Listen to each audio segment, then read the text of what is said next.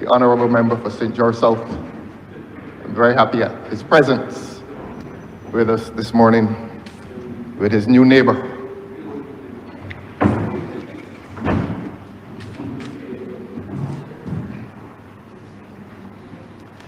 Your Honour, one of the remarkable features of the address by the Honourable Member for Christchurch East is that it was querulous. He appeared to be quarreling, if not with you, sir, since he's addressing you. And he certainly is not quarreling with us. So maybe he's quarreling with himself. There was a certain undisguised anger as he plowed his way through legislation with which the Honourable Member may be uncomfortable. One's conscience does escape through the mouth from time to time. But I will attempt to answer him with a certain equanimity and composure, since the public will still want answers to certain questions, and the Honourable Member may have failed in his very angry presentation to provide those answers. And what we do note as well is that he emphasized this sheet of paper, I don't know what he called it, a protocol. I call it a protocol. He spent about half an hour going through the protocol and far less time dealing with the legislation. And in a parliament, it is expected that the Honourable Member would have dealt with the legislation. Since this document, which he, by his own confession, in micromanagement of a department, took to the airport, he says he went down to the airport. First time I hear. Sir, the Honourable Member is misleading this chamber. So I never said took the document to the airport. I had no hand in that at all. That went through the proper channels to get there. I actually first received one of these days after I went to the airport. Well, the Honourable Member does confess that someone took him to the airport, and according to him, so that he could see how his department was functioning. But Honourable Member, if you have not heard those words out of the mouth of the member for Christchurch South, he's doing, do not opinion where you say, if you pick the specificity, please. Continue, Honourable for Christchurch South. I'm obliged to you, sir. Yes, the Honourable Member, and I did not write it. I was so amused that I stopped writing at that point, but I have some other things written to which I attribute to the Honourable Member. But he did say that he went to the airport. I thought I'd written that one. Yes, he did say that he went to the airport to see how things were going up there. That he boasted that he is in charge of the immigration department, and he wanted to see for himself how things were going. Well, he said down there. So I don't know if where he came from. Most people go up to the airport. He went down to the airport. But that is neither here nor there. But the point I was making is that the Honourable Member focused more of his attention on a document that has no legal force, no legal effect. I don't know when the visitors to this country receive this, if they receive it on the aircraft, if they receive it at the immigration counter, we don't know. But it is brought to this Parliament today and not handed to the other side, and he proceeds to read it as if it is some gold mine. Your Honor, you can ignore it for what it is worth, and it is worthless. What is of greater worth in here today is what this government intends to make the law. And we are going to deal with that very shortly. But before we do that, we must remind this Parliament that, like the other side, we remain committed and fully committed, not in any patronizing way, we remain fully committed not only to the idea but to the practice of regional integration. And it is not for us on this side to boast as to our support for regional integration, because the initiatives in regional integration did not begin with parliaments nor politicians. The initiatives in regional integration began with the people and began with the ordinary people of this region. Certainly fishermen who were traveling across these seas for many, many years, certainly from Barbados and going as far as Tobago. It began with the hucksters who were going on the vessels, landing here, just across that square, selling their mangoes, and going back to St. Lucia.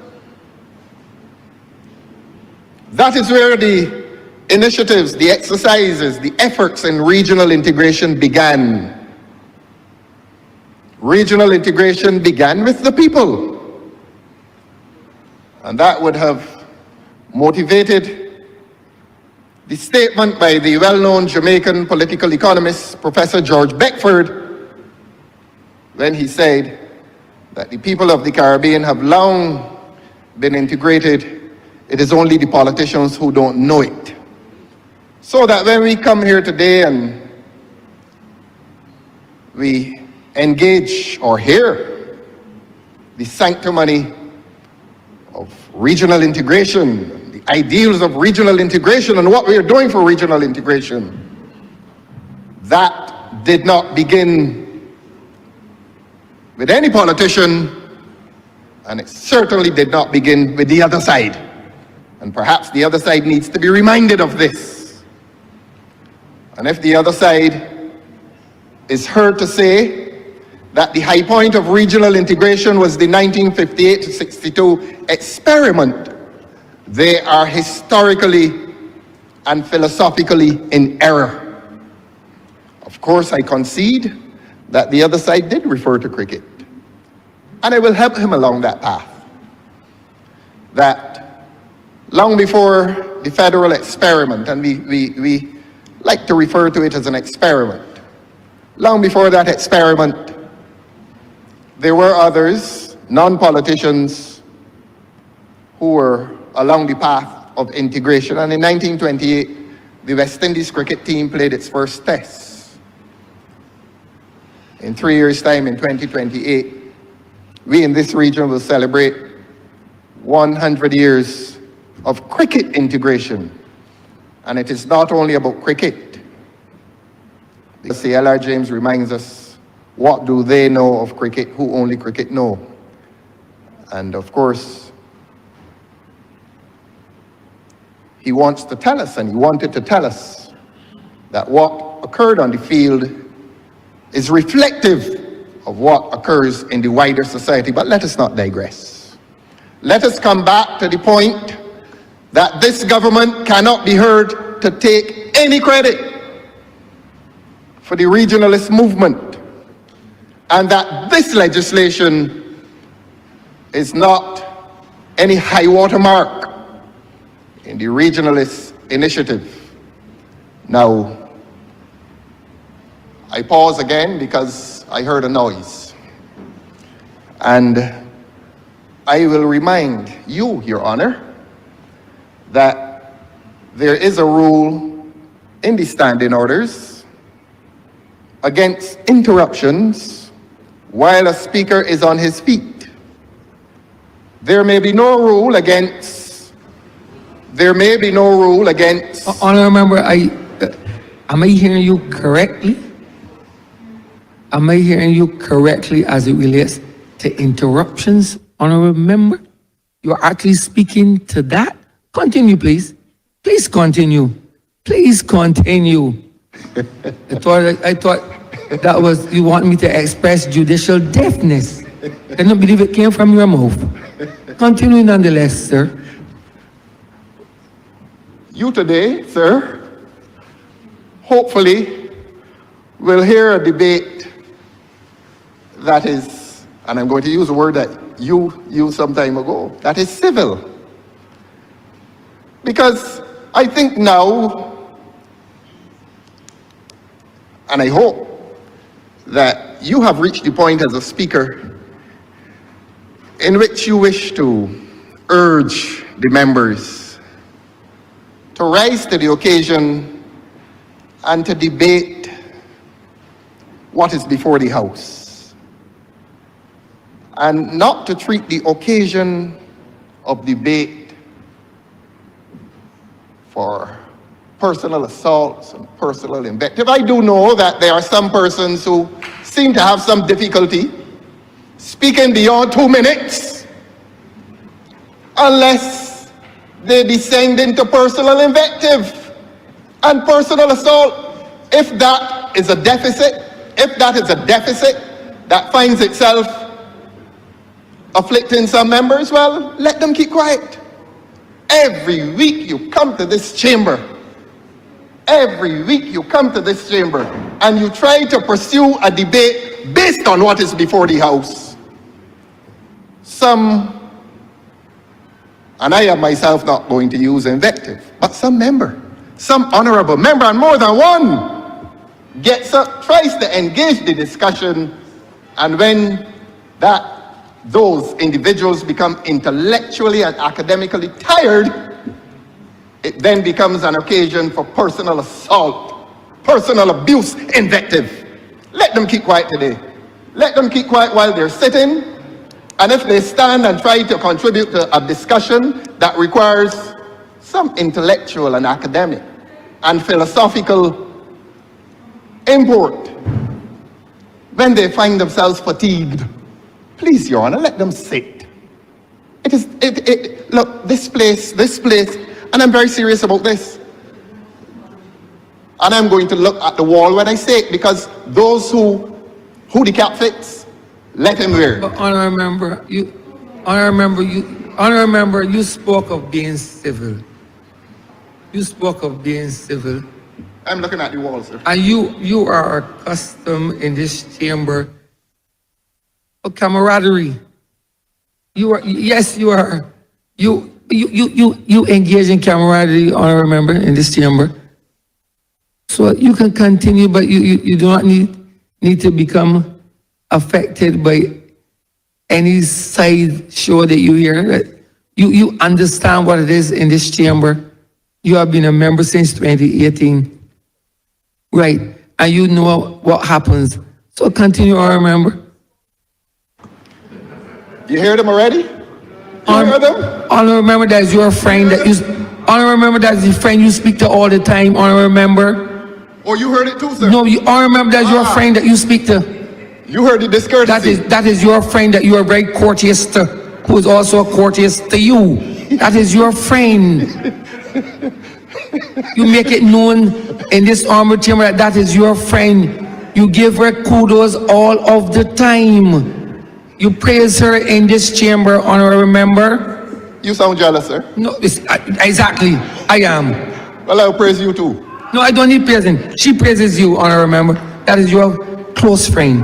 But I was not referring to the honorable member for St. Thomas. See, you know who you're talking to.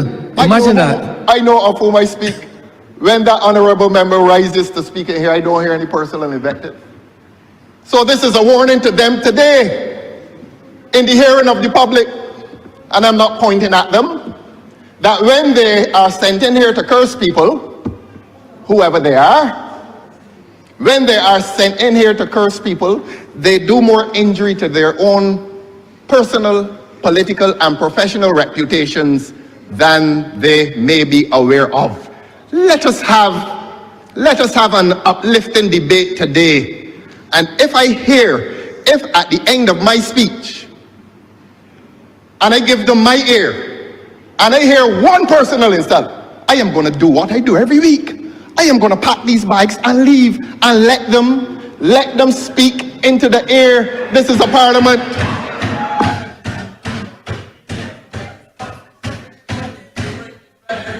Honourable member, please continue.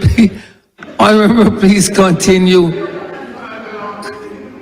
I am letting the public know. I am giving the public notice as to what, you hear him again, I am giving the Attorney General now. The Attorney General, who had a word to say about this legislation. Honourable member, are you not continuing the debate in relation to the legislation? Yes, I am. Please do that. And I am doing so, Your Please Honor. do. I am doing so, Your Honor, by giving notice to them that the time has come in this country when parliamentary debates must be conducted with civility. Honourable member, as it relates to the conduct of Parliament, I am the sole authority. I determine that. No one else in this chamber is vested with the authority. I have complete and sole authority. I am the arbitrator. No one else can fit in these shoes. I determine. I intend to drag them to high levels of debate. I am going to do that.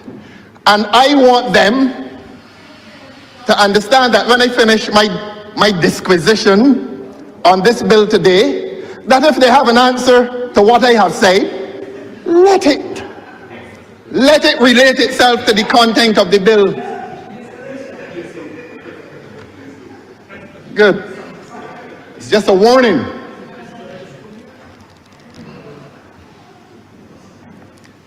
It is Monday, not Tuesday. I think there's a problem. Indeed, Today is indeed. Monday. Continue, remember. Look, and it is Monday indeed.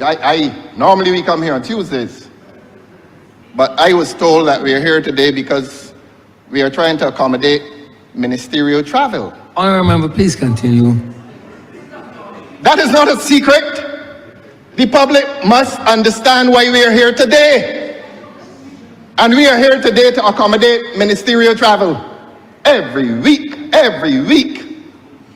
a private jet is taken off at the expense. Honourable member, please continue. Yes, I can tell the public everything. I'm going to tell the public everything. Please continue the debate. This debate should have been taking place tomorrow. Honourable member, you have no control over that. You're not vested with that control. Honourable, please debate what is before you.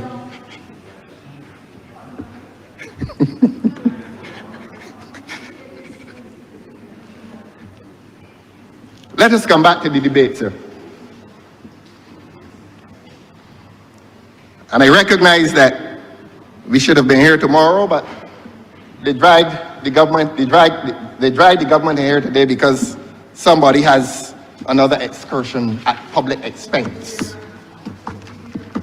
At public expense, a private jet will take off within the next few hours at great expense to the public, and that's why we're here today. So let them come in and curse when they come. Now, I was on the question of integration, regional integration, and I was saying to the Parliament that no party can by itself claim ownership in the regional integration exercise. Reference is made, of course, and I expect it from the other side, to Federation, 1958 to 62.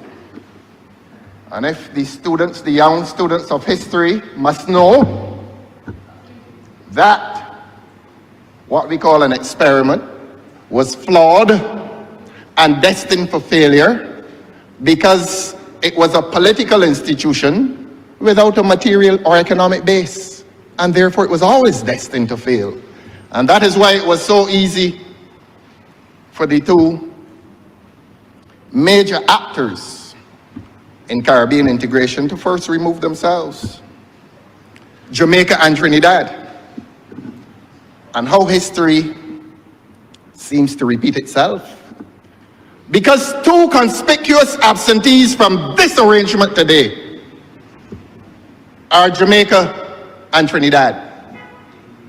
So that the government comes here through the querulous voice of the Honourable Member for Christchurch East and tells you what a fantastic project this will be for the Caribbean and for Caribbean integration. And not once has he explained the absence of these two important figures, countries,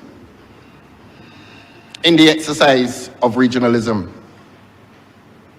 The people of this country expected to hear, by way of explanation, why Jamaica is absent, why Trinidad is absent, why is Guyana also absent. Are the people of this region not entitled to that explanation? Are they not?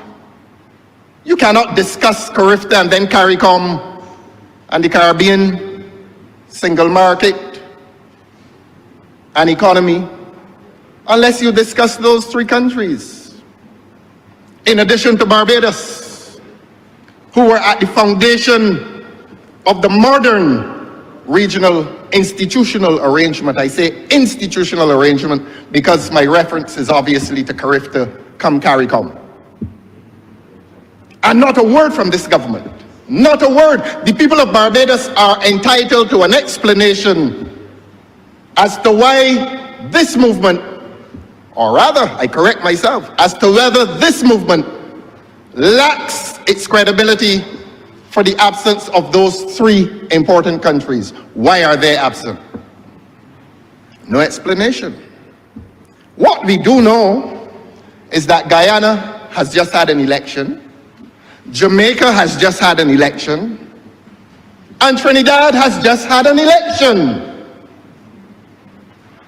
And we are not going to disguise our association between, or the correlation between this legislative initiative and elections. We are not going to disguise that, and we are going to say that without apology. This government must stop sneaking around this country, passing legislation with disguised intent. And I want to tell them that Barbadians believe that not every motive and intent has been spelled out across the letter of this legislation. I'll come to that later, Your Honor. But we were making the point, further to Beckford's thesis, Professor Beckford's thesis, that the integration movement is not owned by any government, including this one, and least of all this government. And so there was the failure of federation.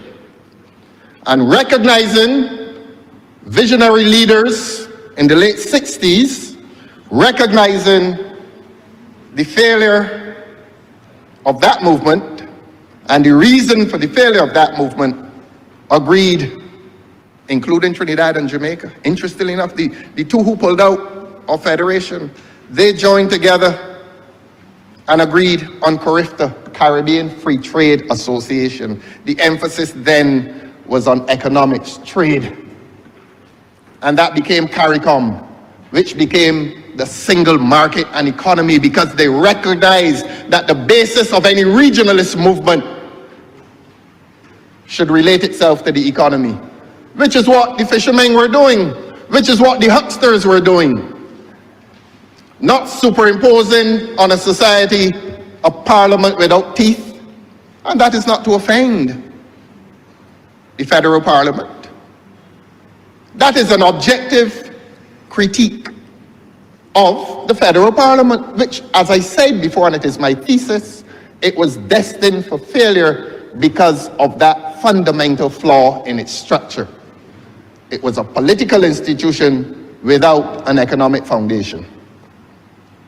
And of course, the honourable member for Christchurch East referred to it, cricket. And the honourable member for Christchurch East referred to the University of the West Indies. And he is correct. And he referred to the Caribbean Court of Justice, and he is correct. And there were several other institutions to which he may have referred. But of course, his references were restricted to the formal. And one knows him to be a man given to a lifestyle of, he likes parties and so on, but that's his business. And he would know that Calypso and Carnival music has been a unifying force in this region. It is not a formal institution, but he knows that as children, our parents were tuning our radios to 610, and I think Radio Guardian 70 something, 705, I think, from way back in the 60s, to hear the results of the Calypso competition in Trinidad, when Sparrow and Duke and these people were winning. And that was an informal institution which was joining the Caribbean. The Calypso King of Trinidad, in other words, became a regional figure, certainly within the southern and eastern Caribbean. And that too was a unifying force within the Caribbean. Informal, but the cultural institution, the arts, music, dance even, were unifying this region for a long time. I say all of that to say, Your Honor, that I don't think this government now will pretend that it has been any major actor in the regionalist movement. And I don't come here to claim credit on behalf of the Democratic Labour Party. The record is clear. The record is clear. And I do not engage in futile exercises. And it would be an exercise in futility to weigh the respective contributions. That is, not only is it futile, it is fickle. Oh, who had the greatest contribution to the regionalist exercise? And if I'm to be kind to the other side, I will concede that the other side, under their expelled former leader, Right Honourable Oinatha, who went to his grave, and he wasn't a member of the Barbados Labour Party. He was not, and I want to remind them of this, that when they come in here feigning praise on that gentleman, I am going to remind them on every occasion that I speak that he left the Barbados Labour Party, cursing the Barbados Labour Party, disavowing the Barbados Labour Party,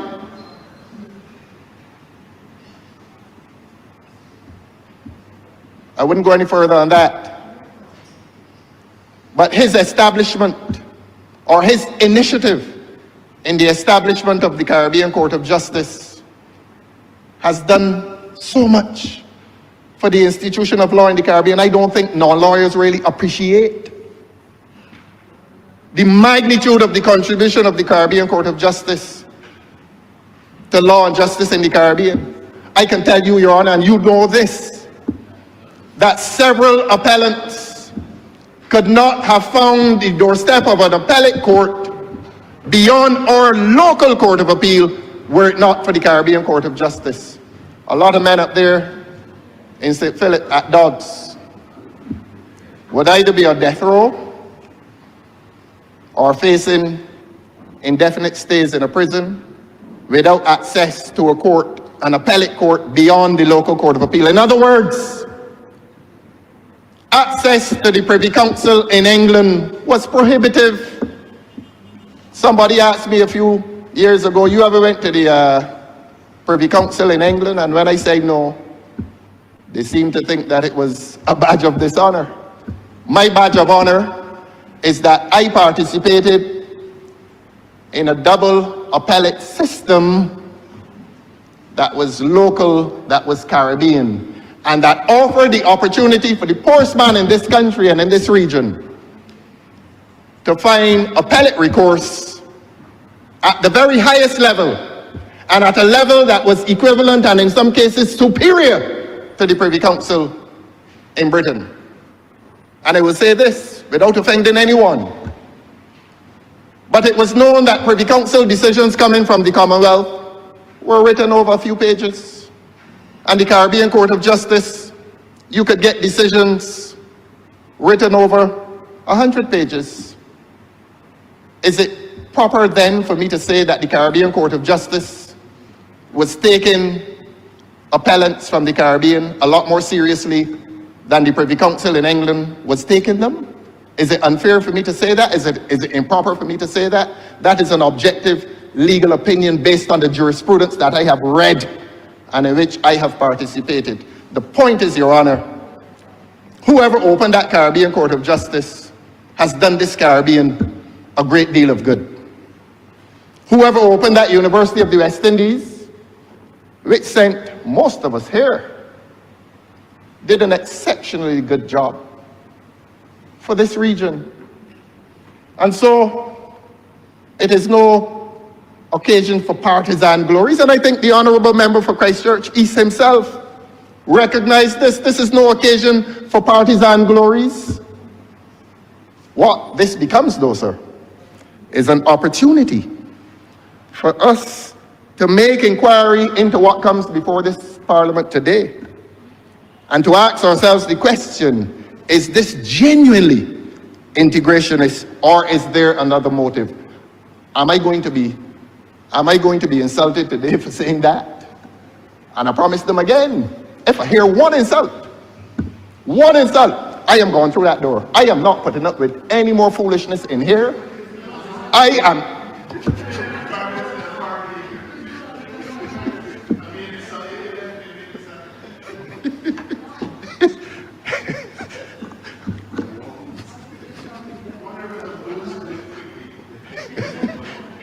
May I proceed, sir?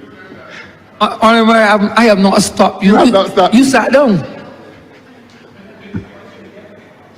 You know, despite all their faults, they're still funny, you know. That's why I laugh. Honorable, they're your friends. They're not. They're your friends. They are not. They're your friends. The Attorney General is saying that we are not friends. Please accept the evidence of the learned Attorney General. There's no friendship in here. Because as long as this government continues to offend the people of Barbados, they cannot be my friends. Thank you, sir.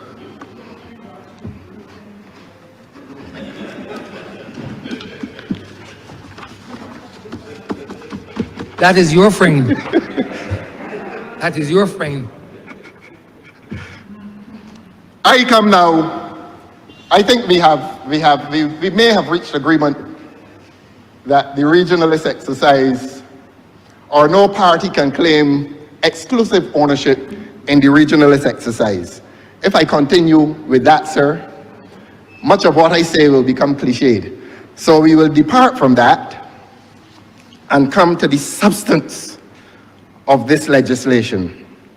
And I did note that the Honourable Member for Christchurch East today came with two documents. He came with, I don't know how to describe it. I had to beg him to see it. He came with something which we probably call a protocol that he is handing out to immigration officers. You know, we had a confession in here today of micromanagement. That's what we had. And I want to say to the Honourable Member through you, sir, that a minister must try not to micromanage a department that falls under him. And there is a constitutional and legal reason why they should not. A lot of ministers probably don't understand that those who work in ministries within their portfolio are not their employees. They're not. They are not their employees. So for the honorable member for Christchurch East that he went up there to see how his department was functioning, he was wrong. He was wrong. That is the business of the permanent secretary. But you know, Your Honor, these are matters of law, and I am not here as any tutor in law.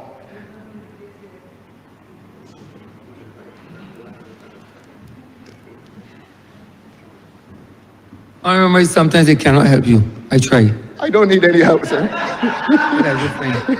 That is your friend. I don't need any help, sir. We come back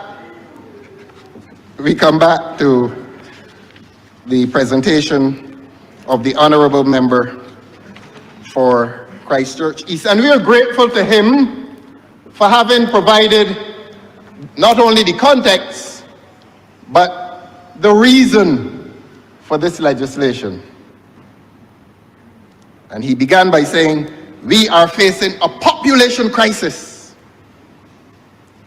That is where it begins.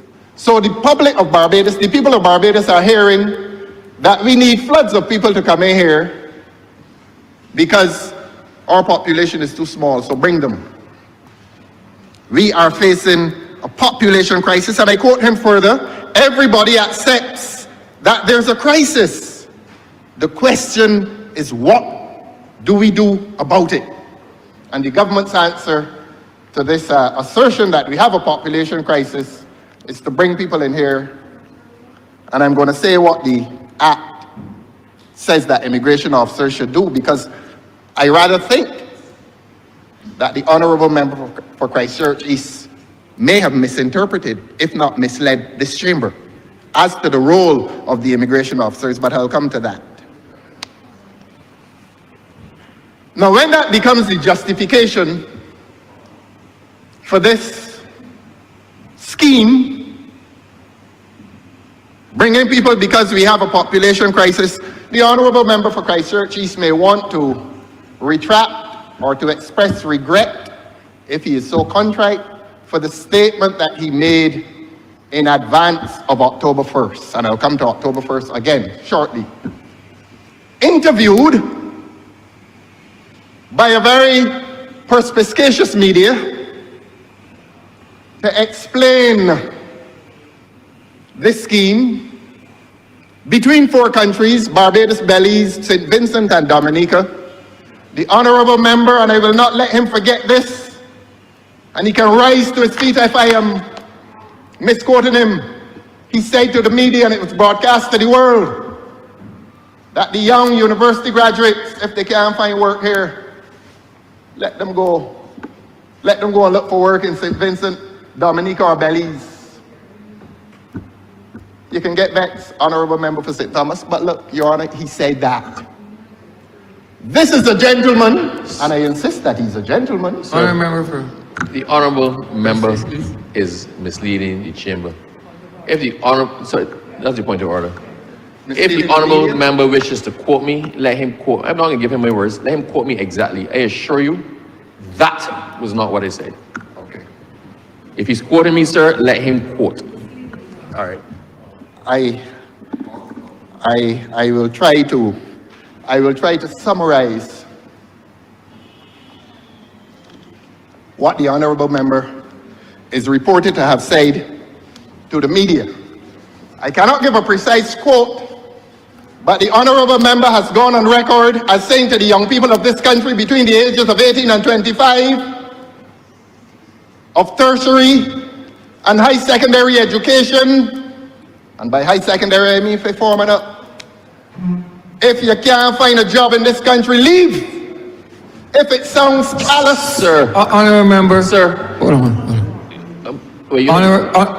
Honorable member for Christchurch South. The honorable member for Christchurch is already indicated that he didn't. That is not the quote. He said that. So unless you can give me the quote, please do not repeat. You say you were going to summarize what he is reported to have said. yes, Please, please. yes. Since the honorable member is keen on rising, let the honorable member say to Barbadians what was the advice he gave to young people in this country, young job aspirants, I will sit and hear him. But I am saying to this chamber, and I'm reminding this country, that the honorable member for Christchurch East told the young people of this country a few weeks ago, if you can't find a job here, leave. Go to St. Vincent, go to Dominica, go to Belize. I will hear him, sir. Honorable member, I will not allow you to repeat that this 3 times. Hold on, honorable member for Christchurch South. The honorable member for Christchurch, he's already said he didn't make that quote. Please do not use that quote in here again. Sorry, That's what I'm saying.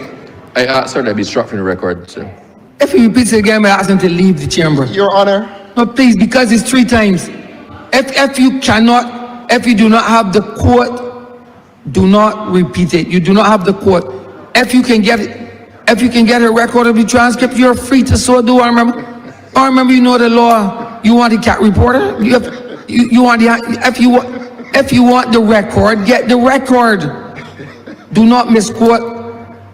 Do I remember? You do not have the quote. Continue, please. Thank you, sir. I have conceded that I do not have the precise quote. But then you don't have the precise quote. Don't make the quote because you don't know what it is. And they ask that it be struck from the record, sir. I'm obliged to you, sir. But what Barbadians do know is that the honorable member for Christchurch East, and I want him to stay in his seat. I know this is a difficult endurance for him when he is reminded as to the effect of what he said to young people in this country less than a month ago. And the people of Barbados know, without knowing the precise quote, they can get it was in the Nation or which one? I think Barbados Today had it as well. CBC probably would not carry it. But I am not quoting him precisely, sir, and please understand this. I am not quoting him precisely, but I invite the honorable member for Christchurch East to interrupt me and to explain what it is he said to the young people of Barbados in relation to their aspirations to work in Barbados. He can interrupt me now. And did he not say to them, and this is not a quote, did he not say to them, leave Barbados and go to Belize, St. Vincent and Dominica? I am prepared to be interrupted. And if he does not interrupt me now, he is taken to have accepted what I am saying as my interpretation. Let him speak. Honourable member. I actually, sir, at this point, because it's gone in so many times, sir, it cannot be allowed to stand. And I'm asking that Your Honor rule that be struck from the record. I have already said that. Yeah. Well, I have already ruled. Your Honor, we all accept your ruling. I have already ruled. And if the honorable member for Christchurch East is now telling the public of Barbados that he did not say words to that effect, not a precise quote, I don't have the paper here with me, because I really could have brought it, but I did not expect that the honorable member for Christchurch East would have denied in here that he said words to that effect. He invited young people in Barbados to leave. Honorable member, do not use that quote in here again. This is about the 5th time, and it is I don't know the term disturbing, but you are a mature individual. Very. And I do believe that you read the stand. I do believe that you read the standing orders. I know that. I know that. So continue. Yeah. Continue, please. They are ashamed. He is ashamed. Honorable member, continue, please. Thank you, sir. He is ashamed. I can laugh, you know. But I am backing down. I am not backing down. Honorable member, could you kindly continue? Yes, I will continue. Honorable member, the stand order speaks to repetition. You have said that 5 times. Well, I was asked to withdraw the quote. Right. So, but you have said that about 5 times. Continue, please. I want to know, a ruling has been given. I want to know if the effect of the ruling is to embrace the honorable member if he is saying that he did not invite the young people of Barbados, as I have indicated. Has he distanced himself from the statement? Is he saying that the statement was not made? Is he saying that the media misquoted him? What is he saying? And if he cannot say that, he must accept that what the media reported is an accurate reflection of what they said he said. And he is not going to get up to his feet and denied that he said something in relation to job aspirations among young people in this country. He's not going to do that. Because you had a whole 2 weeks to do it and you haven't done it over the last 2 weeks, and now come into a parliament to deny it. He is coming to a parliament. The Honourable Member for Christchurch East is coming to a parliament today to deny that he invited the people, not quoting him. Please, if you go there, you can. If you go there, my honourable member, I'm going to say it in language which he may love. He extended an invitation to certain young persons in this country to depart in peace on a job. Look, you don't comb your beard.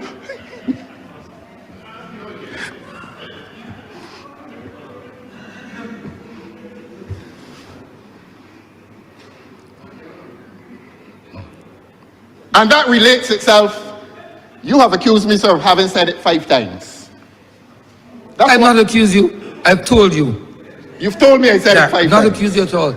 You're not an accused person, honourable member. But here it is, Your Honour. Well, I am going to accuse not the honourable member of having said something like that. I am going to accuse the editors of the media houses of having quoted an honourable member here, whoever he is. I am going to accuse them. I'm not accusing anybody in here any longer. I am going to accuse them of having written a story in which they were invited, the young people of Barbados, and you know, they were invited to leave. But I will say this as well to the public, because I am addressing the public as much as I'm addressing you. You are hearing me immediately, but I want the public to hear me, and I want the public to hear that they were interviewed, that in the aftermath of the statement made, whoever made it, the young people of the University of the West Indies went into rebellion. They can shoot as much as they want. The truth kills them. The truth kills them. And Your Honor, when those young persons were interviewed, they did not speak highly of this government. Is it so difficult to hear those truths? Is it so difficult to become aware of how much this government is offending people in Barbados? Is it so much to hear how much or how poorly the young people of this country think about this government with this initiative? That there must be a fundamental contradiction between liberal invitation, and we don't object to liberal invitation as an ideal because we have indicated to them before that regional integration began with fishermen, hucksters, West Indies cricket teams, musicians, all manner of mankind. But in comes this government in 2025, and I'm saying this now, I'm not quoting anybody. In comes this government in 2025 and causes a rebellion among young university students in this country. They are on record, Your Honor.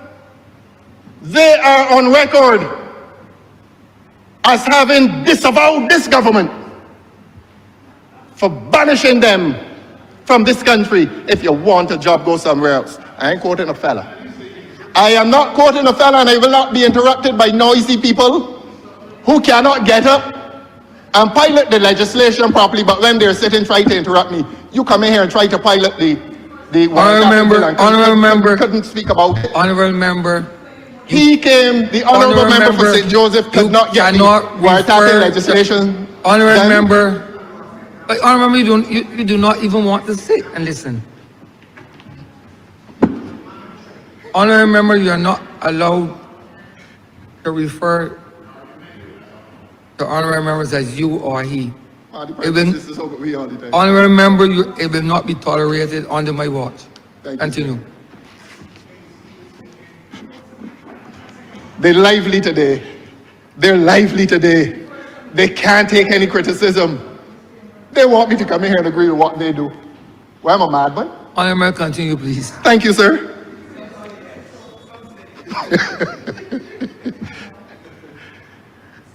And they find it hard to accept.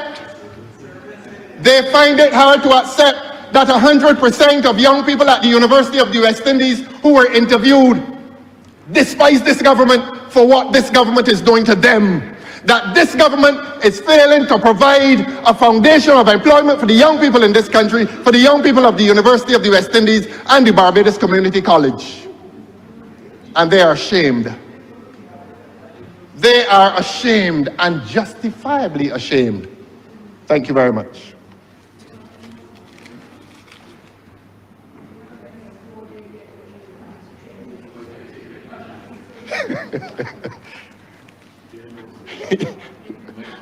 What must upset them, sir? What must upset them is that you and I laugh.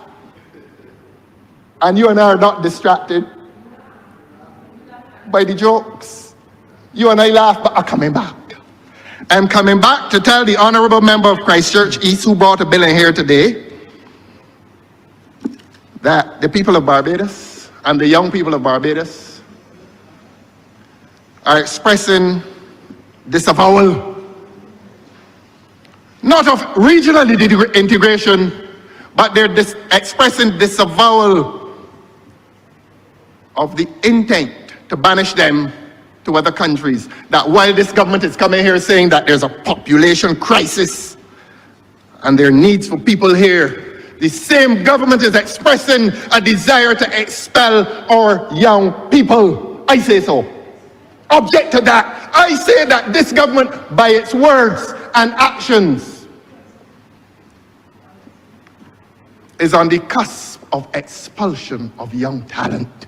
And that is why the young people of the University of the West Indies went into rebellion. How many times do you want me to say it? I will say it again if you want me to.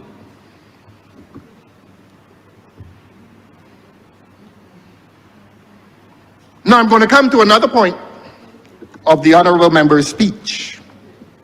And this one is interesting. Some time ago, we held a press conference. I don't really refer to extra parliamentary activities in here, but this needs to be said. We held a press conference and told this government, we gave this government good legal advice, that you cannot implement a scheme further to a treaty, which is an agreement between two countries, unless you legislate it. We told the government that. We knew that it was good legal advice, and we gave it to the government. You know, the government is coming back here today with legislation, and the honorable member for Christchurch East, he has to take his blows today. The Attorney General sidestepped this and handed it to him, so he has to be the one to take the blows today. In his review of the legislation, he has I beg your pardon, he has conveniently avoided Section 11 of the legislation. Permit me to read it, sir.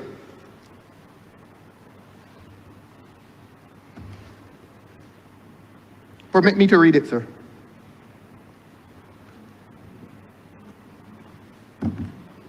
This act shall be deemed to have come into operation on the first day of October 2025.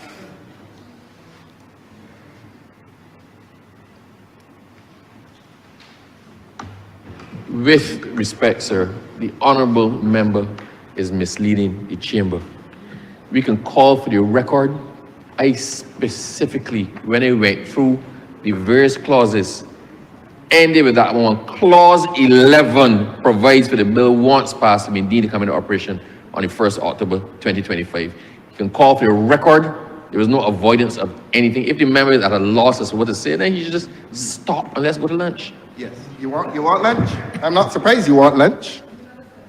You're the first honorable member. Honorable member, continue, please. He said he wants lunch, sir. Well, let him go.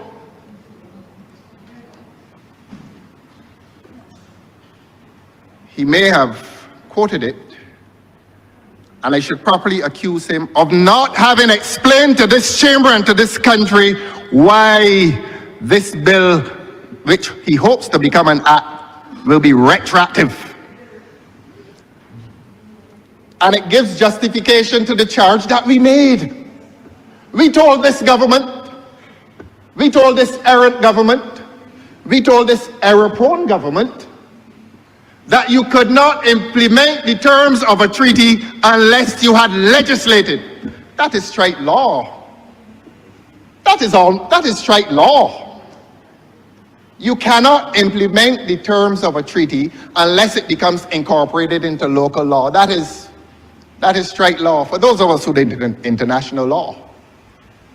And I don't accuse the honorable member of having done international law, but he obviously heard what we said, and the fact that he has brought this after our press conference and backdated it to October 1st is evidence that he now accepts that what we were saying was true.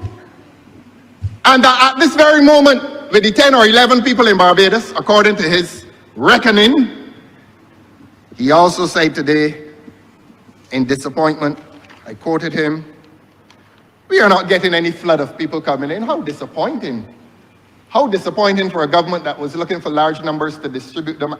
I suspect they were looking for at least 60 to put 2 in each constituency, but that has not happened. I understand they've only had, Your Honor, they've only had 11, and therefore the honorable member admits that today. But we make the point that what we said just subsequent to October 1st, when this government said that a scheme was in place, we answered and said to the Immigration Department, BRA, and the Electoral and Boundaries Commission that no scheme is in place because Parliament had not intervened. Parliament had not passed the law. And this government impliedly now accepts what we said because they're backdating it to October 1st.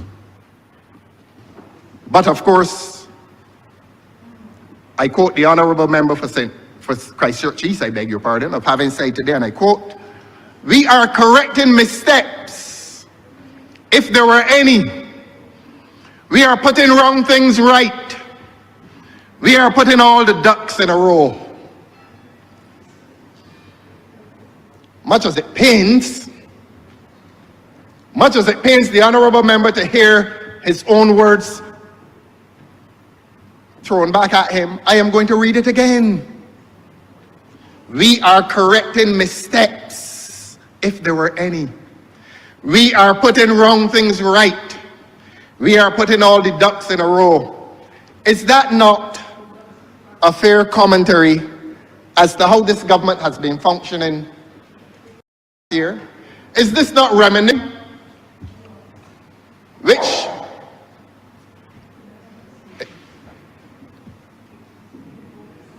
Continue, remember. Continue, honorable member.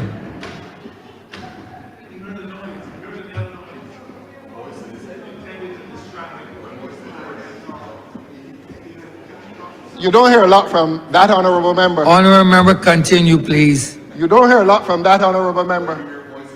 The last time he made a noise was when he took a lash in his head up at Foundation School last year. Let us proceed, sir. Some food fight they had up there.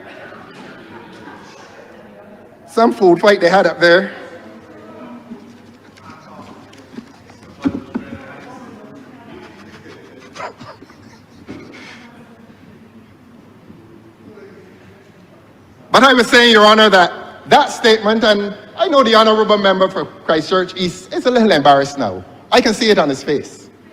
And I want to say to him, not to be too embarrassed, because he is a part of a government and it is not all his fault. If he looks to his left, I direct you, sir, to look to your left and to cast your eyes on the author of large governmental and parliamentary error, legislative error, I beg your pardon, that has been committed by this government over the last year. And I was saying that the cybercrime bill is now in cyberspace as evidence of the government's ineptitude. And if you don't like the word ineptitude, incompetence. Where's the cybercrime bill? Where's the tint law that has been suspended on 2 or 3 occasions? Where's the wiretapping bill that y'all brought in here and boasted about? And you, him, sir, honorable member for Christchurch East, told this country that wiretapping, phone tapping, that government was listening to people's telephone conversations for more than a decade. Was it easy to say that? Well, it was not easy for the people of Barbados to hear that this government was tapping people's phones for a long time. And I sat here in disbelief that a minister of government would admit that this government was tapping people's phones and that they had only brought the legislation to give legitimacy to what was unlawful and immoral and unchristian. Listening to people's telephone conversation, what y'all wanted to hear. Who's supporting the BLP? Honourable Member, please continue as it relates to the debate, please. And so, beg your pardon?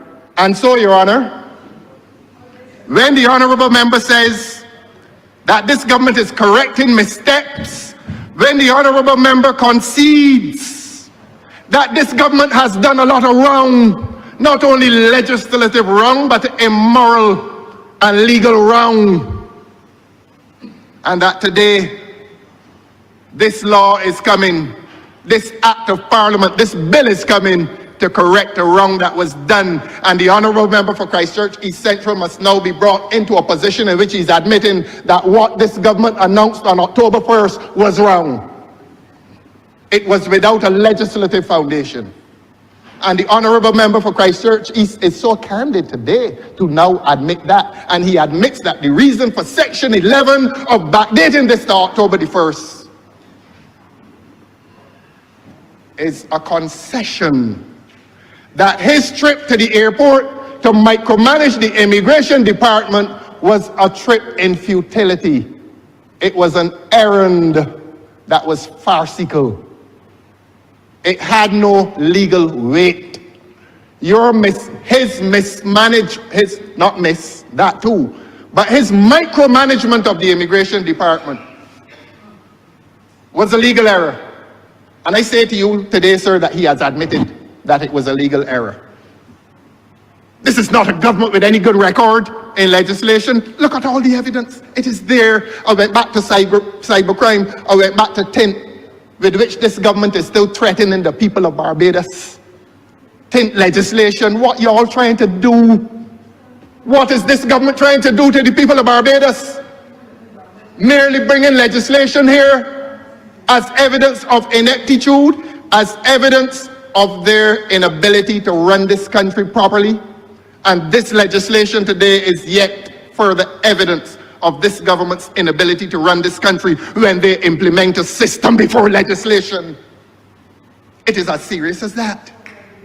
It is as serious as that. We are putting all the ducks in a row. What does that mean? The young people at the University of the West Indies are ducks?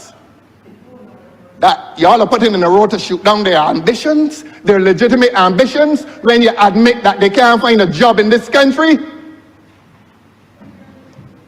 in accordance with their qualifications and education? Are they ducks in a row? The last time I saw ducks in a row,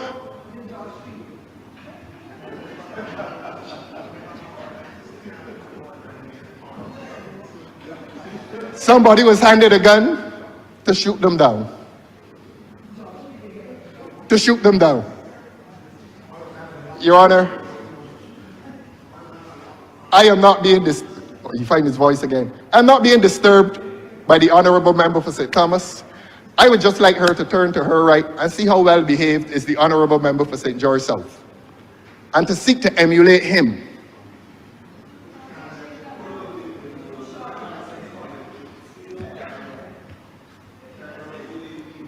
And so the honourable member for Christchurch East, he also said, I like to be on hand. You imagine, look, the public servants in this country are now hearing that a minister is confessing that he interferes in the work of the most junior officers in the ministry, and he ought to be ashamed, and he looks ashamed. And if he looks ashamed and he feels ashamed, he's right for being ashamed. You cannot go into any government department telling people you like to be on hand. They're not his employees, sir. I've said this before, as a matter of public law, as a matter of constitutional law, as a matter of administrative law. A minister has no business up there supervising junior ministers. They are under the authority and the active supervision of the permanent secretary in your ministry. They are not your employees. Their relationship to the state is a relationship of service, not employment. Am I supposed to come in here every week and give lectures in basic constitutional and administrative law? Well, if I'm forced to do it, I will do it. And I'm not being arrogant. I believe that the time has come when the people in Barbados need to understand their rights, and when the public servants in this country need to understand their rights. And no public servant in this country is subject to the supervision of a minister. I have to shout that. You understand, they understand the danger of what they're doing. They understand that that system has been implemented. That system was invented so that political victimization and intimidation would not occur. It is not there because somebody felt like inventing a rule. It is there to insulate service from power. And ministers in this government have a lot of power. And ministers in this government, under the direction of the Prime Minister, have been wielding and exercising power to the disadvantage and the victimization and the intimidation of public servants in this country. And when you find a minister of government saying that he went up to the airport because he likes to be on hand, I don't know why the CEO didn't put him out, put him off the premises. And so, Your Honor, we have found no justification for what is brought to this chamber today. If, as the honorable member says, the justification for the legislation is to populate this country, go and tell that to the unemployed. We are pro-integration. We are pro-integration. We are also in defense of the young people of this country in their aspirations, their legitimate aspirations to find employment under this government that has spent over $70 million on Carrie Festa and is spending millions a month on Regathering, which is now in the honorable member's constituency of Christchurch. And so the young people of this country are weighted under by a government that is not finding avenues for employment for young people, but are finding avenues for squandermania. $70 million spent on Carrie Festa to show off to people that we have money that we don't have. You heard what the World Bank said last week, that this economy is in trouble. You heard what Mr. Abed said, and I beg his pardon for calling his name, but what Mr. Abed said is consistent with what the World Bank is telling this government. Ineptitude, incompetence, and I haven't begun to speak of corruption. And if I begin to speak of corruption, I will say that that monstrosity at Newton was awarded to a contractor without having gone to tender. And that if it had properly gone to tender, the permanent secretary would have known. But we've had a minister come to this house today to admit micromanagement, that the permanent secretaries in this country have been laid off. They have been laid off by governmental tyranny. And we have a minister coming here today to admit and to confess that he went, and I quote him, to be on hand. What is your business there, sir? What is his business there, sir? But let us press on with this prosecution of this government. I have to say this is now a prosecution of this inept government.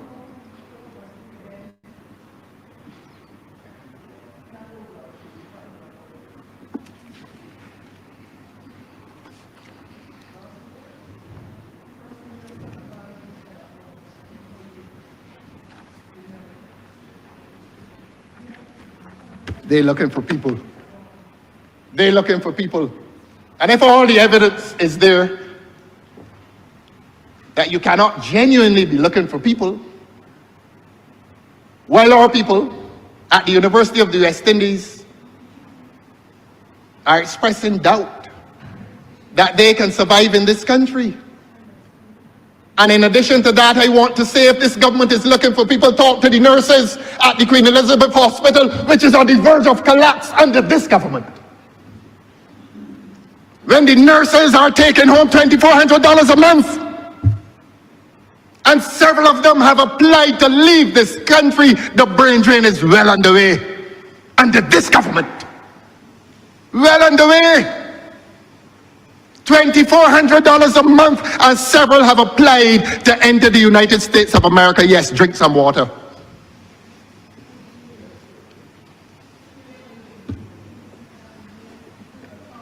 And y'all looking for people?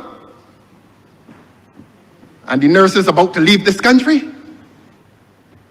And there's an exodus among young people from the police service?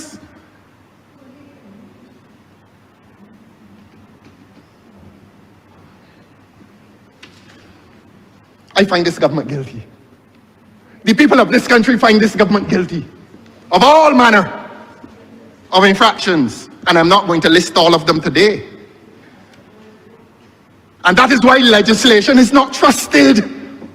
And not only is the legislation not trusted, but the authors of the legislation are not trusted. Y'all, over the last year, and I'm going to repeat it, I had to turn back 4 pieces of legislation. Can't see the light of day. And you come, this honorable member comes to this house today and spends about 7 minutes on the content of legislation and spends half an hour on a useless document. A useless document that has no force in law. But you know when it gets useful? I'll tell the honorable member when it gets useful. I'm going to read, I think it is 3. I'm going to read it for the honorable member.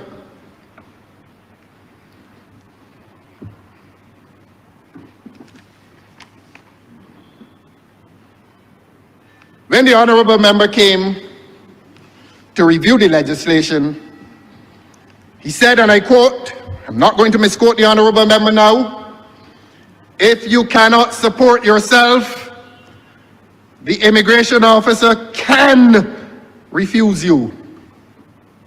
That's what the honorable member said in here today.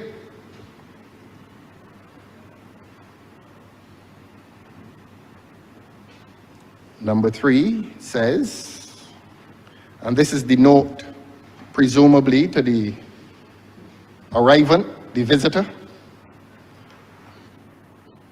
"Upon arrival at the designated port of entry, you shall be granted indefinite stay status." Now, both cannot be correct. So that when we accuse this government through its ministers of being in a state of confusion, as John Milton stated in Paradise Lost, both of these cannot be right.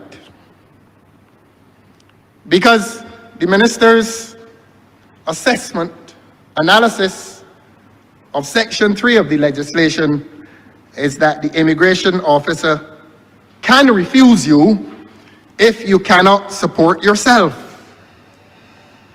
Yet, number 3 of the protocol that he read is contradicting what he said in his presentation here today, which is correct, sir. "Upon arrival at the designated port of entry, you shall be granted indefinite stay status." The public that listens to me, have been told and have learned that when legislation uses the word shall, it is mandatory. It is something that you must do. You know that, sir. You're one of the few lawyers in here. Sir, I raise a point of order. The honorable member is misleading the chamber, and in this one I think it's inadvertent. I have sat down in the hope, sir, that he would just get to the point and have ignored a number of other points to interject. But for this one, so as not to convey the wrong information to the public of Barbados, the Immigration Department and the stats in Barbados count arrival as once you pass immigration. That's what we call landing the person. So the person gets off the plane, goes through immigration, goes up to the counter. That person has not arrived in Barbados or has not been landed up to that point. Up to that point, if you're a prohibited person, you can be deported back on to the plane. If they need to do checks against you, the checks can be done. And if it's found that you are still a prohibited person or undesirable person, you can be put back on the plane. If you come to the immigration officer and they have doubts as to whether or not you can sustain yourself in Barbados and they examine you and are satisfied that you cannot, you can be put back on the plane. You are not counted up to that point in time as having arrived in Barbados. So I just wish to draw out the attention of the honourable member. We use the words arrival and landed pretty much interchangeably, but you have arrived in Barbados once you passed immigration. I'm grateful for the attempted clarification, and the operative word there is attempted. Now,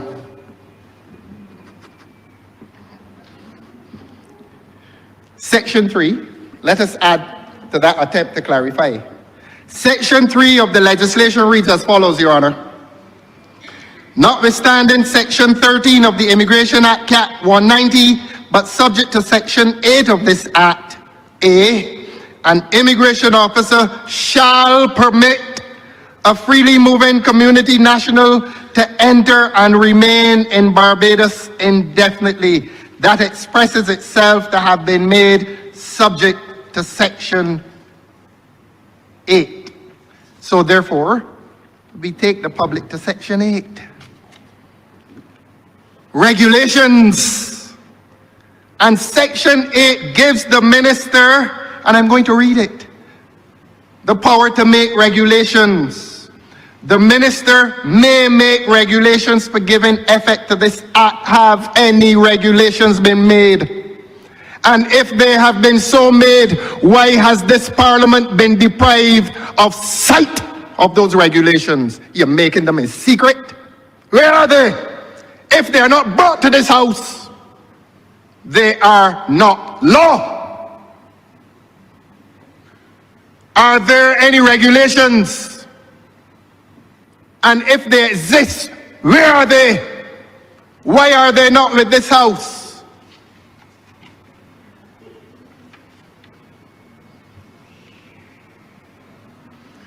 I read it again. The minister may make regulations for giving effect to this act. In other words, this act empowers the minister to make regulations. So all that the honourable member got up and said, if that is the content of regulations, he dishonors his purpose by not making those regulations visible to you, Mr. Speaker. I dare say they don't exist. And regulations are a part of the public document. Legislation is a public document. It is not part of a private treaty. It must be made a part of what comes to the House today. I go back to 3 though. I go back to Section 3, which the honourable member tried to explain for the House, and not only for the House, but for the benefit of the public of Barbados. Because if the honourable member has brought this legislation here today, he attempted to meet his duty to explain it to the public. How did he explain it? Well, let us help him. And I'm going to read Section 3, subsection 1 again. Notwithstanding Section 13 of the Immigration Act, Chapter 190, but subject to Section 8 of that Act. I beg your pardon, sir. I'm helping him. I'm quite willing to admit. I'm quite willing to admit when I go to the wrong document.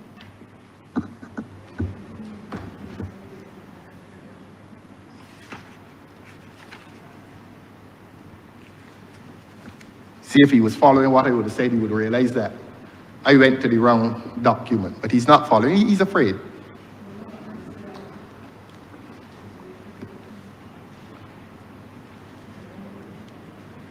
Section 8 of the Immigration Act, and I admit to the error, speaks to prohibited persons, people who require hospitalization and that kind of thing, and undesirable persons who may be threats to the security of Barbados, not to Section 8 of this act. I beg your pardon, sir. But still the point is made that this act says that unless the immigration officer apprehends or discovers that the person is a person described in Section 8 of the Immigration Act, he shall, the word shall, permit a freely moving community national to enter and remain in Barbados indefinitely. What the public now hears is that unless a person is a person mentioned in Section 8 of the Immigration Act, and I'm big enough to apologize to the honorable member, but the point still stands. And Section 8 of the Immigration Act speaks to prohibited persons. And under the law, under this law, the immigration officer, except in relation to prohibited persons under the Immigration Act, he must. The word shall in legislation means must. The immigration officer under this legislation has lost his discretion. So when the honorable member went to the airport to supervise them, he ought to have told them that there's a sense in which they have become rubber stamps. That the immigration department, the chief immigration officer, has lost his discretion. That unless the person is a prohibited person under the statute, under Cap 190, under the Immigration Act, Section 8, the immigration officer now has no discretion. This means that the Immigration Department of Barbados now becomes unlike that of most immigration departments in the world. They have lost their discretion. And this government has told the Immigration Department that it must allow all persons from those three countries entry into Barbados. And I think the honorable member was duty-bound to explain that to the public of Barbados, that the Immigration Department under this legislation has lost its discretion, that they must allow all persons from CARICOM, from those three countries, I beg your pardon, into the country, so that while we are banishing our young people from the University of the West Indies and the young nurses from the Queen Elizabeth Hospital and the young police officers who are expressing disaffection towards this government and dissatisfaction with their service, while they are to be banished from Barbados, the Immigration Department has lost its discretion in terms of refusing people entry and stay into this country. And this is the state of play in Barbados, and it is not play. It is a serious dilemma in which this country finds itself, and that is not a statement against regional integration. That is a statement in defense of the rights of young people in this country and across the Caribbean. That is what it is about. But as I said, Your Honor, the honorable member spent very little time on the legislation. And the honorable member came, he left Section 3 and jumped to Section 13. And I admit to the error in referring to regulations. But while admitting the error, I think the government still needs to tell the public of Barbados if any regulations have been made. The government still is duty-bound to tell the people if the minister has made any regulations for giving effect to this act, and what is the content of those regulations, and what they will be about. But we come to Section 13 of the Act. of Cap 190, I beg your pardon, sir. That is the Immigration Act. Yes, Section 13, I beg your pardon, sir.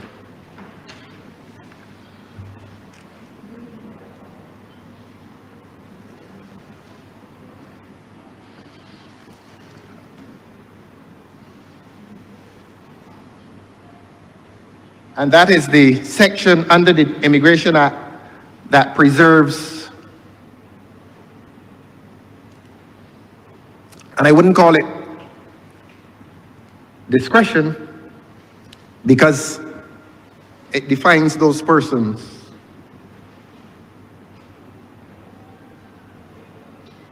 who may be permitted. And the corollary of permission is prohibition.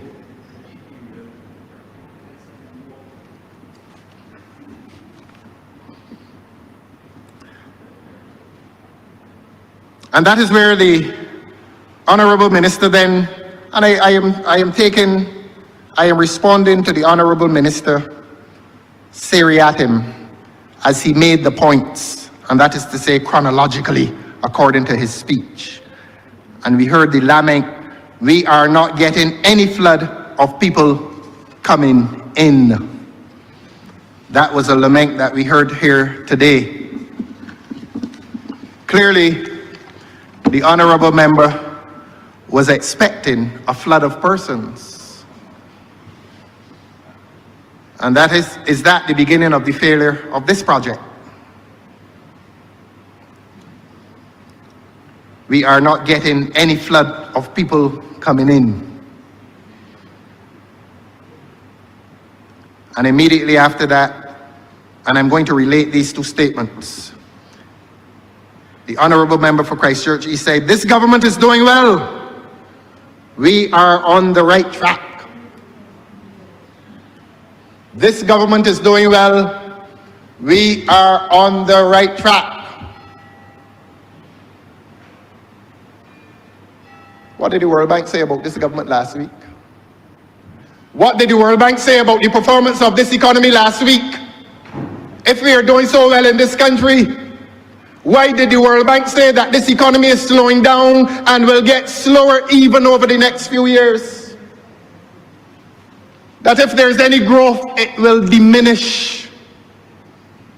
And that it is diminishing, obviously, and I believe I said this before and I'm going to say it again, that is consistent, and I'm not going to call his name this time, with what the well-known businessman in Bridgetown said, that a lot of people in this country are suffering. And as I said elsewhere, and I'm going to repeat it here, it is a condition of truth that suffering must be allowed to speak. That truth is not exclusively located among the well-to-do, who always speak well of life in a country. But the suffering must be allowed to speak as well, because unless they're allowed to speak, the entire truth is not told. And that is a lesson this government must learn. This government must stop boasting and patting itself on its back, in spite of non-performance of this economy, which is hurting a lot of people in this country, hurting a lot of people. It is not only the gunshots that are taking lives, it's the cost of living that is taking lives as well. And this government comes in here boasting that we are doing well and we are on the right track. Tell that to the World Bank. Tell that to the gentleman who owns the store in Bridgetown, who says that the number of people begging alms are increasing from year to year. Is this government so deaf to the reality of life in this country that let me get the number correct, sir, that 28 people come in here and somehow seek to convince themselves that this country is doing well, and I haven't left what is before this house today, sir, because what is before this house has social and economic implications. And if this is an attempt to rescue this economy, it is a failed attempt, and it will fail all the more because, as I have said, too many of our young people are taking flight. The brain drain is alive and well. It is well underway. speak to the nurses at the Queen Elizabeth Hospital who fall under the management of mismanagement. And I have no apology to make for that. They fall under the management of mismanagement. They fall under the national management of an economy in which a government spends millions of dollars on revelry, and a hospital is on the brink of collapse. A hospital is having to beg for $100,000. Beg, yes. They put an ad out begging for $100,000. And more than $50 million was spent on Carifesta to impress our neighbors that we are doing well. The people of this country are being ripped off. The people of this country are being ripped off by governmental squandermania on things that we don't need because this government's priorities are wrong. Too much suffering is in this country. And we must lay it at the step, on the doorstep of this inept government.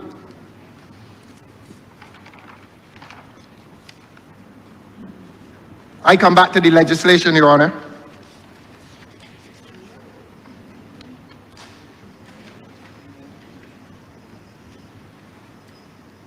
Now, the Honorable Minister has pointed to the legislation, and he has told Barbadians that these persons will be allowed to be entered on the register of electors in 3 years. The Honorable Member has said that.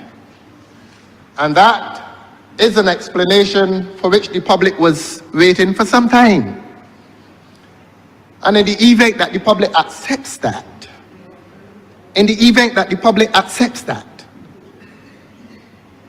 in the event that we in this House accept it, all of us,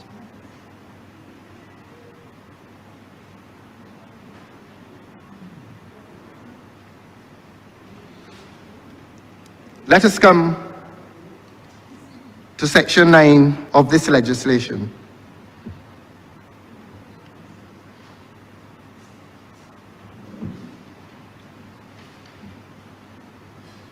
Which is saying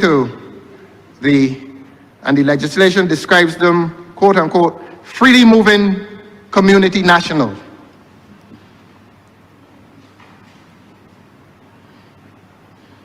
That they will be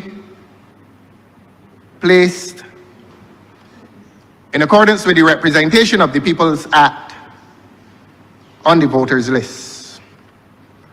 At Section 10, it says that those persons under the Barbados Identity Management Act presumably shall receive their identification cards. And the Honorable Member for Christchurch East has told this country that after 3 years, and we are grateful for the clarification, late as it is, but that after 3 years, these things shall come to pass. I have no intention of quarreling with the Honorable Member for Christchurch East with today's clarification. But what I will do now is that I will ask the Honorable Member to explain the administration of this act. And one expects that if the act has been implemented, well, not the act, if the agreement is being implemented across these 4 countries, and Barbados, according to the Honorable Member, is allowing persons to come into this country on a one-way ticket, is it not a breach of reciprocity that one of these 4 countries is saying that you must come with a return ticket? I repeat, the Honorable Attorney General is attempting to help me, and I'm grateful. If he were cursing me, I would ignore him. But I heard him, and it's an attempt to help interpretation, and that's how a house should be. I thank you. I thank you. Please spread that among your colleagues. That this is a place of civil discourse. Yeah. Disquisition. Disquisition. Disquisition. You need a greenback moment, my friend. Look, stop throwing me off. Reciprocity is the issue here. In terms of the administration of this act, they can't distract me, you know. I just pause. Tell the public of Barbados why this government is boasting that any and everybody from those 3 countries can come here with a one-way ticket, and Belize is demanding a 2-way ticket. It may not be the fault of this government, you know. It may not even be the fault of this good and honorable minister. But this good and honorable minister is now charged with the responsibility to explain to the people of Barbados why there is not full reciprocity in relation to the administration of this legislation, and indeed, a question which has gone unanswered. And we ask this in all frankness. Is Barbados the only jurisdiction to have legislated? Listen to me, son. Listen to me. Don't let her distract you. Is Barbados, because she drives behind garbage trucks, telling them which garbage to pick up. Look, Your Honor. I honor member, you know, you're reaching the stage. please, Behind garbage truck. please respect Yeah. this chamber. Well, let her respect me by not interrupting me. She drives behind garbage trucks, telling them which houses to stop at. And in different. When you get there, say me out. You day to day. Patience is a virtue. Yeah, My friend. definitely is. Please You refer to members interrupted me? as honorable members, sir. Man, I can lambaste you. Honorable Christian, so Thank you, sir. please refer to members as honorable members. Yes, I always do. I always do. During COVID, they're driving about behind a BDF truck telling them which houses to give hampers to. Honorable member, has that had anything at all to do before we are debating? Please. It's not a wash, sir. No, I regret that. I heard it, I regret that you heard. but it was meant for their ears. It wasn't meant for your ears. But meant for their ears. It was meant for the ears of the honorable member who was driving around behind a BDF truck, Honorable member. telling them which houses to give hampers to. Honorable member, please continue. I will, sir. Do not interfere with me. Don't. Never do it. Never do it. Never do it. I can expose you. Honorable member, please continue. Yes. Never do that. I on my feet and you interrupted me? Huh? Honorable member, please avoid the distraction and continue. Avoid the distraction. You're a tour guide for a garbage truck? Honorable A member, BDF truck? please, Yes, sir. please get on with the debate. This debate has nothing to do with garbage trucks, my friend. And None, BDF none. And BDF trucks too. Right, good. So, honorable member, That too. honorable member, speak to the debate, speak to Yes. the bill, speak to the bill.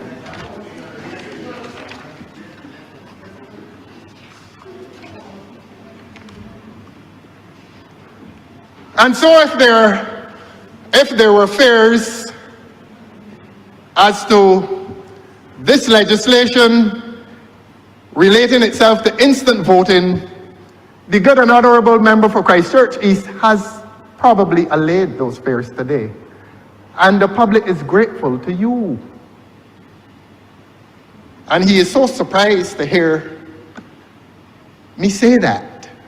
But that is something that that the public was waiting to hear. And if the sum total of what the honorable member says today is that these people who come in will not be allowed to vote in 6 months, the public now breathes a sigh of relief. But the honorable member spoke to voting. And the public has another question as to perhaps a more sinister design behind this legislation. So having allayed the fears as to voting, the public is grateful.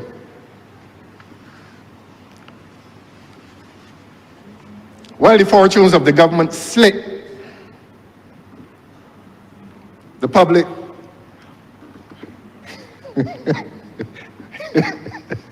I'm sorry, sir. I have a very good sense of humor, you see.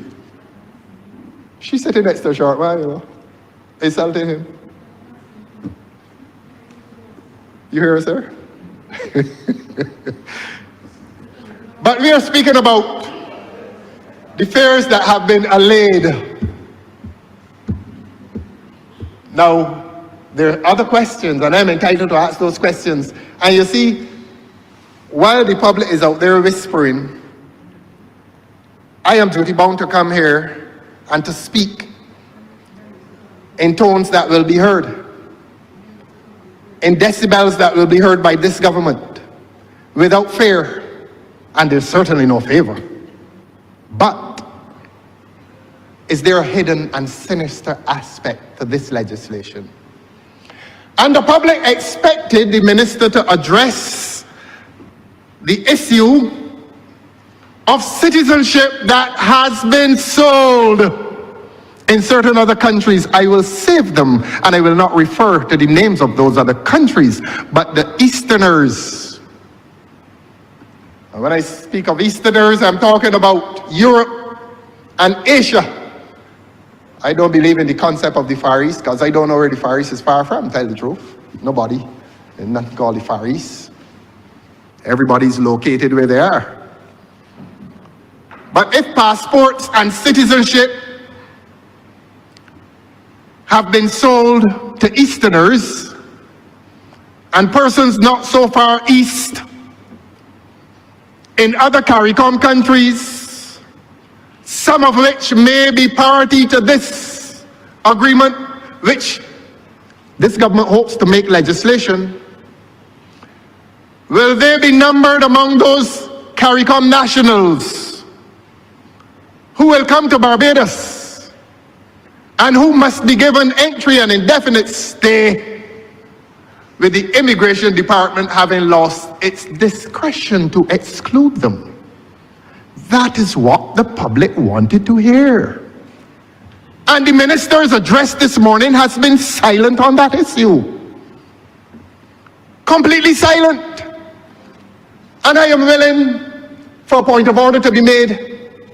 I am willing to sit and hear what shall be the situation when an Easterner who bought a passport from one of the signatories to this treaty, when he or she comes to Barbados, will the immigration department lose its discretion as to his intention for indefinite stay?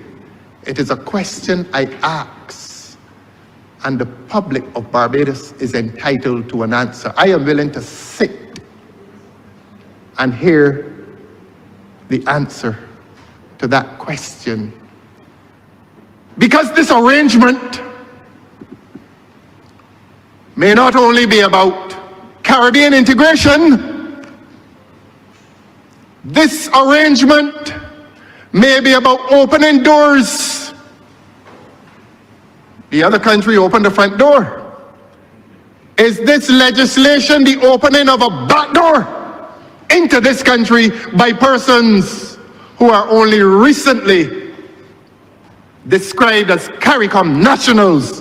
And if a man has a passport or citizenship of one of these signatory countries, is he a CARICOM national? We await the answer. And we are sure there's an answer.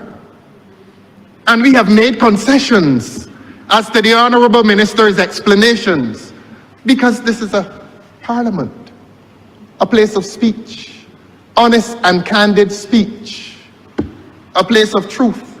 And if that is a question that the public is asking, give the public an answer. May I sit, Your Honour, while the Honourable Member answers? Or is he reserving his answer for his final reply?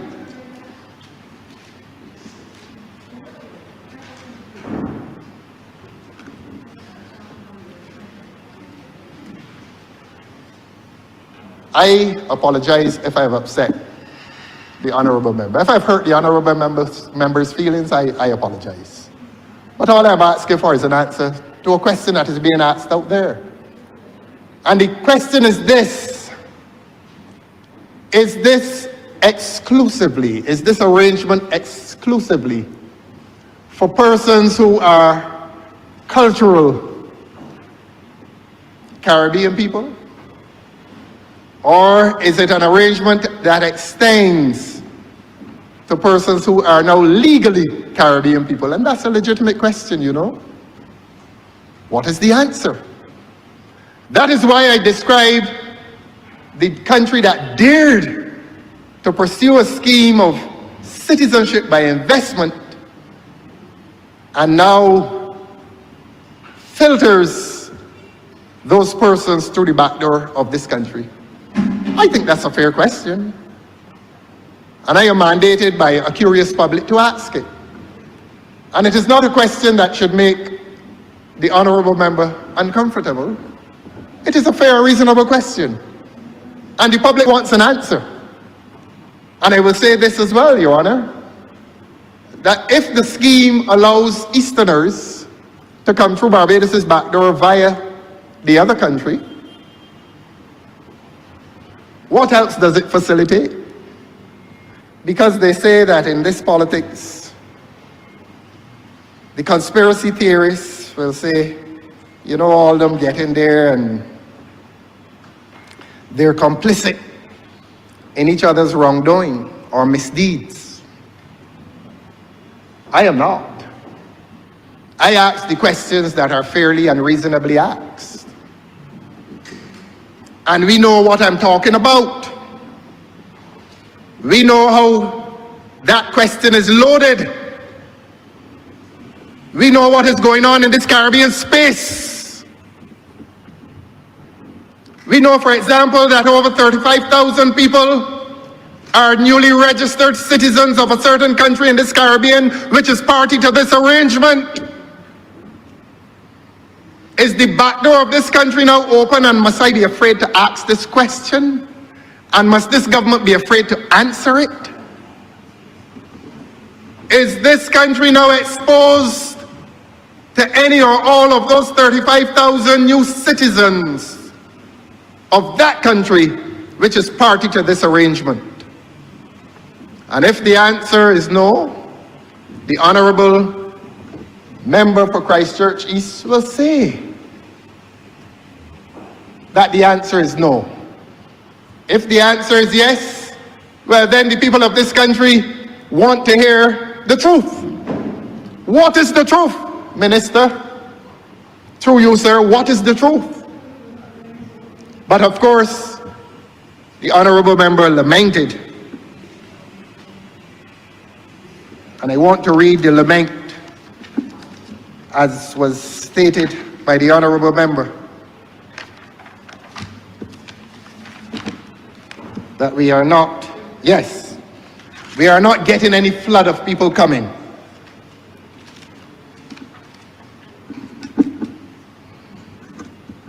Should not this scheme of liberal movement have been subject to some limited control? Should it not have been? And is that an unreasonable question? And is that an unreasonable concern? And I will explain why I say that.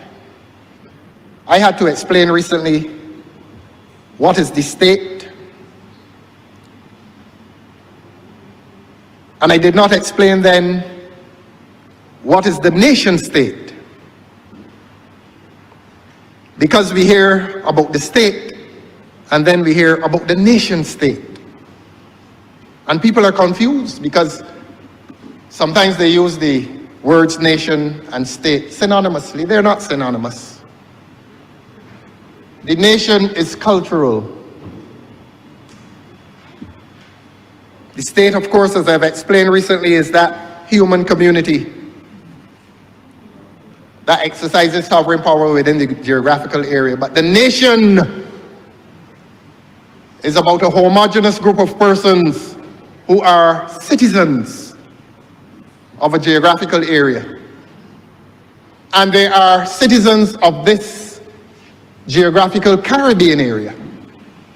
And that is a cultural statement. And I think the honorable member now appreciates what I'm saying.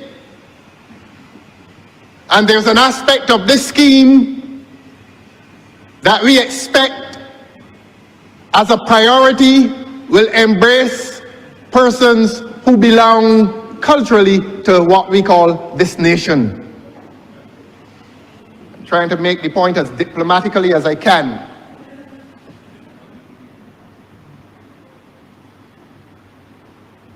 All citizens do not fall under this scheme, do not fall within what we describe as that homogeneous entity called a nation. In other words, I ask the question again. Are there Easterners or further west, Middle Easterners who will become beneficiaries of this scheme? And who can turn up with a passport? Beg your pardon, sir? I say it loud, I can sit down. Honorary. Oh, he's trying to. He's not. I'll say, oh, he's not. Oh, he said he's hungry. Continue, Honorable.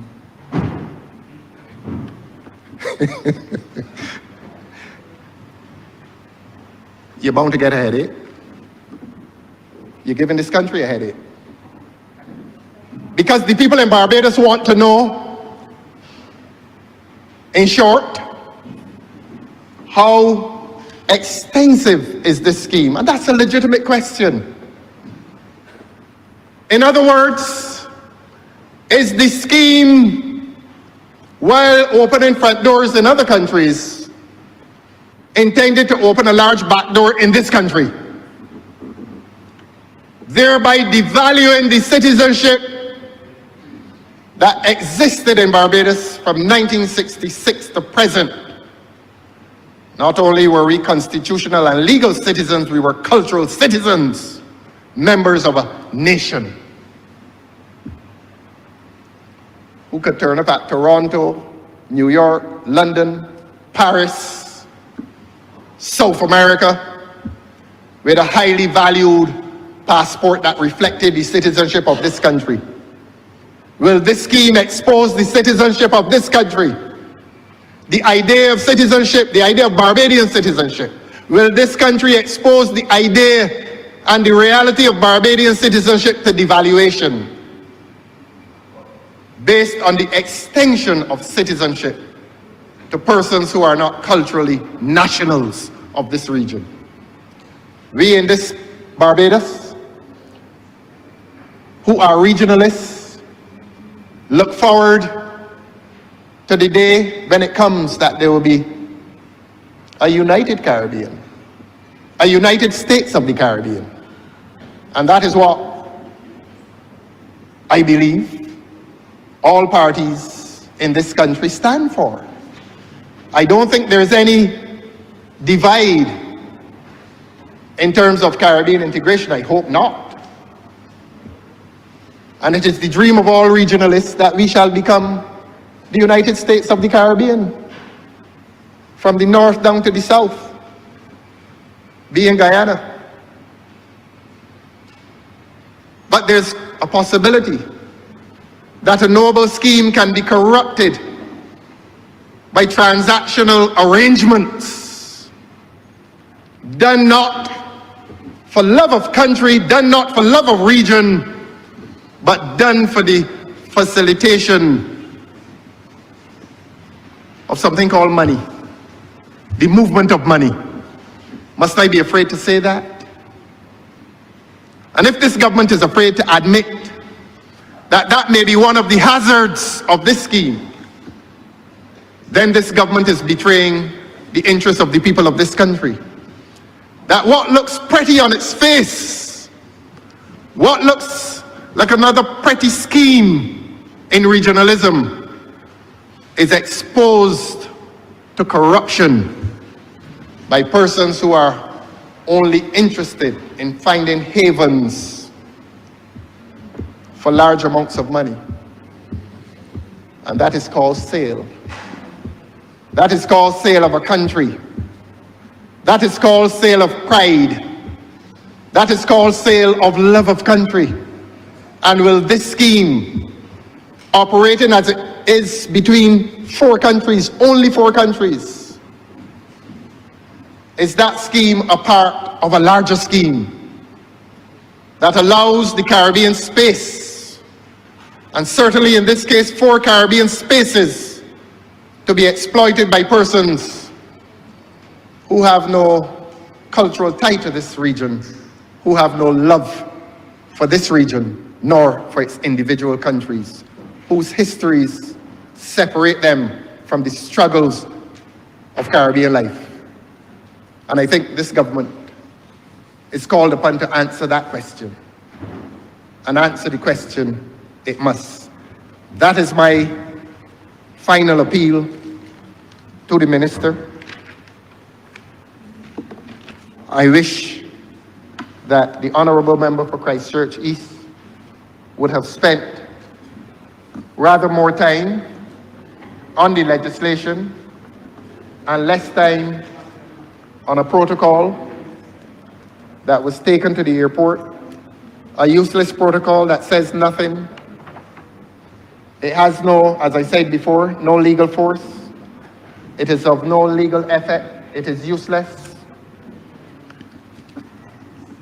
And merely to close by asking this government, why is it that there are 3 pieces of legislation which are related one to the other, and this becomes a zone of great suspicion? Because as magnanimous as I have been in concession and praise, so must I also not cease to inquire of this government as to why there are 3 pieces of legislation which marry themselves to each other. One is the immigration legislation, one is the citizenship legislation, and this legislation today, which is about the free movement of CARICOM nationals. Those first 2 pieces of legislation have been referred to a joint select committee for public submission. In other words, so that the public can be consulted as to the worth of those pieces of legislation. And if this government were acting proprietoriously, this government ought to have brought those 3 pieces of legislation, including this one today, and joined them in a cognate debate.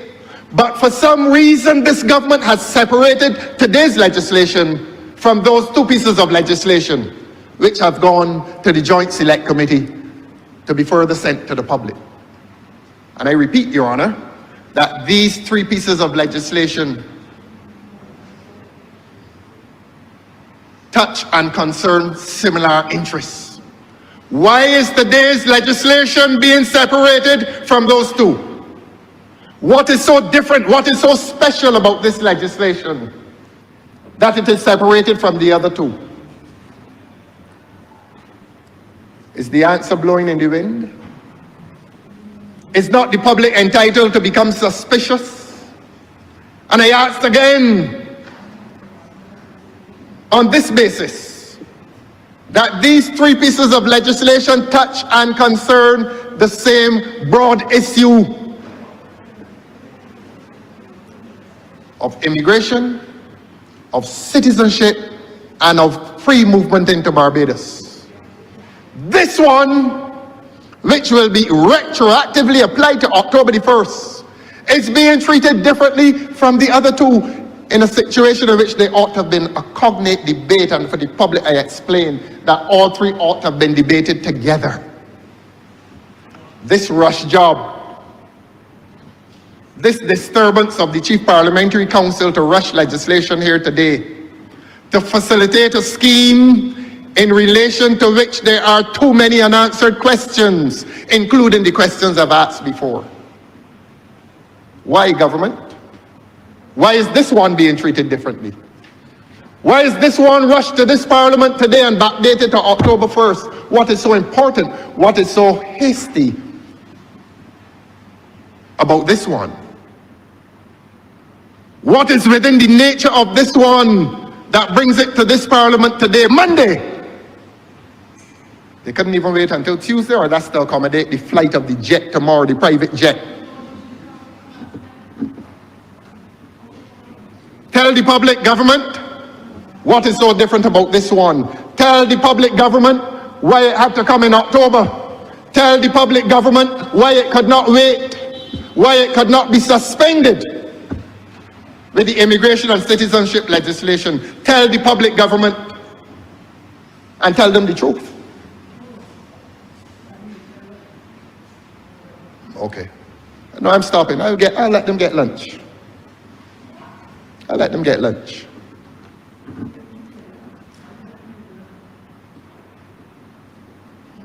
And I will wrap up, Your Honor, by asking that question.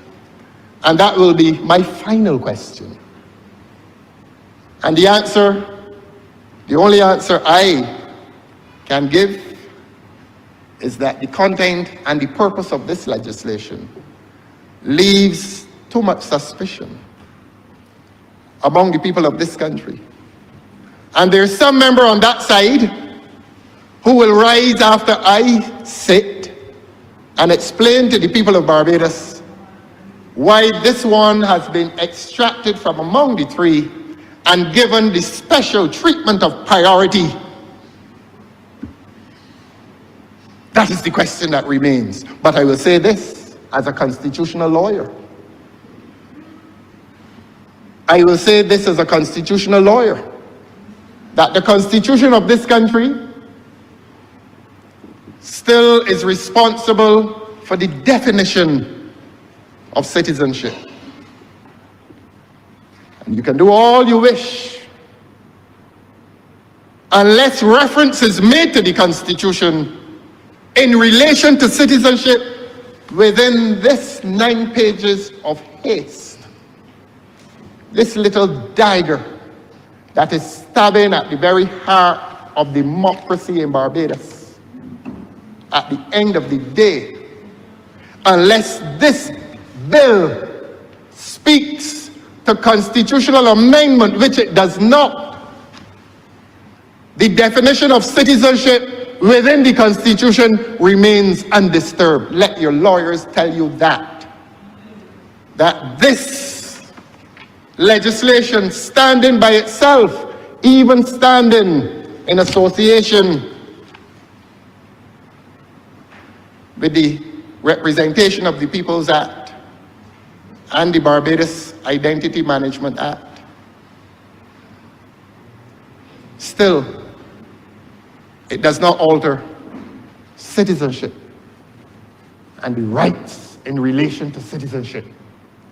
And if it intends so to do, it has failed to do it because it has failed to express that in accordance with Section 49 of the Constitution, it is intended to amend that Constitution, citizenship under this legislation, as defined under the Constitution of Barbados, remains undisturbed.